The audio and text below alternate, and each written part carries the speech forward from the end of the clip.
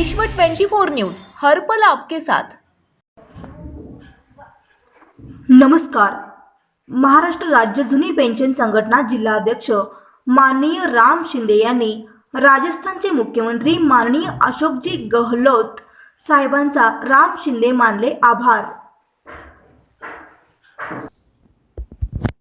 अखिल भारतीय काँग्रेस पक्षाच्या नेतृत्वाखालील राजस्थान सरकारने दिनांक 23 फेब्रुवारी 2022 रोजी सन्माननीय मुख्यमंत्री श्री अशोकजी गहलोत साहेब यांनी अर्थसंकल्पीय अधिवेशनामध्ये राजस्थान राज्यातील सर्व कर्मचाऱ्यांना जुनी पेन्शन योजना लागू करण्याचा निर्णय घेतलेला आहे। या ऐतिहासिक आणि धाडसी निर्णयाबद्दल प्रथमतः सोलापूर जिल्हा जुनी पेन्शन हक्क संघटनेच्या वतीनं सन्माननीय गहलोत साहेब यांचे शतशः आभार।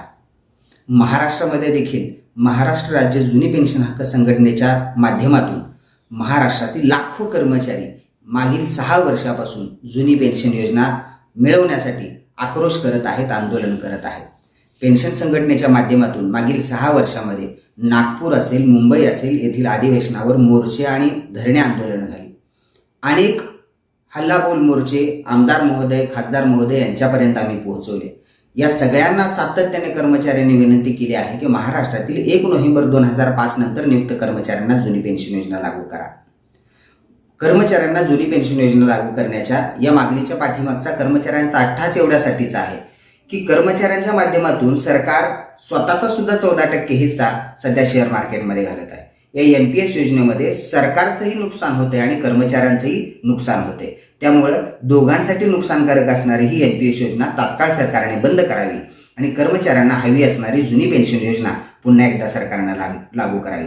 मागील 4-5 वर्षामध्ये महाराष्ट्रातील 4 ते 5 हजार कर्मचारी मयत झालेले आहेत। या मयत कर्मचाऱ्यांची कुटुंबे अक्षरशः उघड्यावर आलेली आहेत। सरकारने या मयत कर्मचाऱ्यांना कोणतीही मदत केली नाही। त्यामुळे महाराष्ट्रातील कर्मचाऱ्यांमध्ये तीव्र असंतोष आहे। महाराष्ट्रातील या कर्मचाऱ्यांच्या भवितव्यांबद्दल, भविष्याबद्दल कर्मचाऱ्यांमध्ये असुरक्षितता आहे। ही असुरक्षिततेची भावना बाजूला काढायची असेल तर महाविकास आघाडी सरकारने जसा राजस्थान सरकारनं ऐतिहासिक निर्णय घेतला जुनी पेन्शन लागू करण्याचा, तसाच महाविकास आघाडी सरकारनं सुद्धा महाराष्ट्रामध्ये जुनी पेन्शन योजना लागू करण्याचा निर्णय घ्यावा।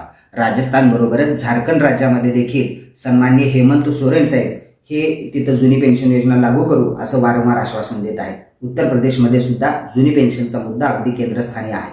महाविकास आघाडी सरकारला मी पुन्हा एकदा विनंती करतो की या आजूबाजूच्या राज्यांमध्ये हे बदल घडत असताना, कर्मचाऱ्यांसाठी चांगले निर्णय हे सरकार घेत असताना आपण सुद्धा कुठेही मागे न राहता याच निर्णयाचा बोध घेऊन, याच निर्णयाचा आदर्श घेऊन आपण देखील महाराष्ट्रामध्ये सर्व कर्मचाऱ्यांना जुनी पेन्शन योजना लागू करावी।